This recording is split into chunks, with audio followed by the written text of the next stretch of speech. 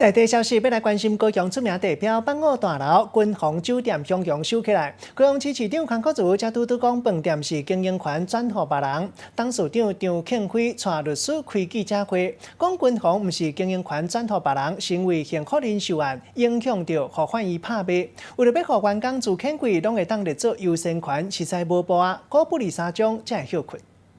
君鸿国际酒店今天不是经营权转移，今天是被拍卖掉了。开记者会，甲高雄市长韩国瑜话话。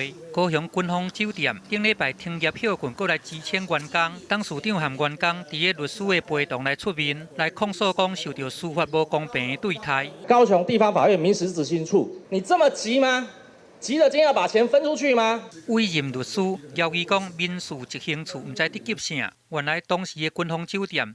因为这个幸福人寿案，甲董事长郑文聪的债务关系受到牵连，隶属主要的营业资产，互高雄地方法院民事执行处过户拍卖，伫个第三拍，海霸王以54亿甲买落来。不过君鸿营运团队认为讲安尼是无经济的。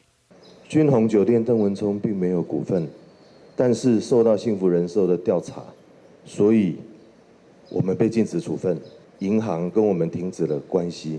君鸿酒店即摆还佫参与幸福人寿刑事案件的定事，依法都要确保保留追证数额，所以互人列做禁止处分的标的。也若伫6月28，民事执行处发文予法官来表达意见。不过伫7月初3，法官甲看到公文，但无到10天意见发表时间期满，民事执行处就急要来进行拍卖金额的分配。为了让员工们可以依照劳动基准法第28条的规定，参与分配款的执行，参与执行款的分配，所以董事会含泪的宣布歇业。就烦恼讲，这个金额若一个分配，500个员工因的工作权益会受到损害。搁照这个特别法比普通法搁较悬，酒店的团队决定要停业休困。甲资遣费甲列做优先的债权，只是讲这座全台上悬的5星级的这个观光饭店，伊一年的收入有10亿。